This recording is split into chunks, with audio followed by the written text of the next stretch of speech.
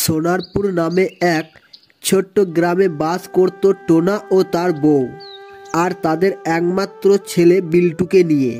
টোনা রোজ তাদের বাড়ির উঠানে তরমুজ গাছগুলোতে জল দিত আর তাদের যত্ন নিত, আর এই তরমুজ বিক্রি করে যা টাকা পেত তাই দিয়ে সংসার চালাতো। এইভাবে বেশ কিছুদিন কেটে যায়। একদিন হঠাৎ টোনার খুব বুকে ব্যথা ওঠে আর ছটফট করতে করতে সেখানে মারা যায়। তারপর থেকেই টুনিকে তরমুজ নিয়ে হাটে যেতে হতো। একদিন টুনি বিল্টুকে ডেকে বলে, বেটা, আমি হাটে চললাম, তুই এই তরমুজগুলো জল দিস। এই বলে টুনি সেখান থেকে চলে যায়।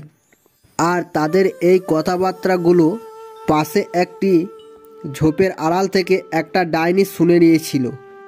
আর ডাইনি যেই দেখলো টুনি বাড়ি থেকে বেরিয়ে যাচ্ছে, অমনি ডাইনিটা বিল্টুর কাছে যায় আর বিল্টুকে ভুলিয়ে ভালিয়ে বাড়ির বাইরে খেলতে পাঠিয়ে দেয়।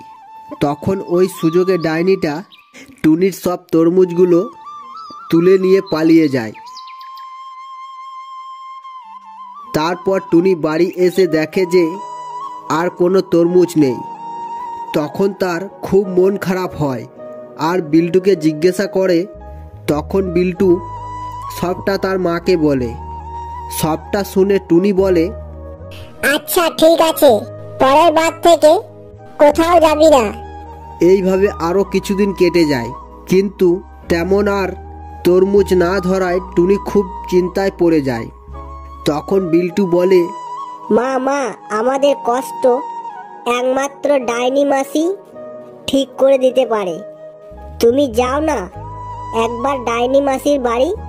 তখন টুনি ডাইনির কাছে যায় এবং ডাইনিকে সবটা বলে। সবটা শোনার পর ডাইনি খুব কষ্ট পায় আর নিজের ভুল বুঝতে পারে। সেদিনে তরমুজ চুরি করার জন্য টুনির কাছে ক্ষমাও চায় এবং তাকে কতগুলো জাদুর তরমুজের বীজ দেয় আর বলে, এগুলো নিয়ে যা, গিয়ে ঘরের চালে ছড়িয়ে দেগা। তারপর টুনি ডাইনির কথা মতো বীজগুলোকে এনে বাড়ির চালে ছড়িয়ে দিয়ে শুতে চলে যায়।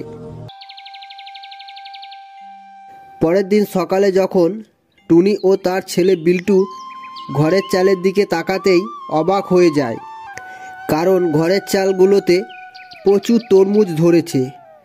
আর সেটা দেখে তারা দুজনে খুব নাচতে লাগে। আহা কি আনন্দ, আকাশে বাতাসে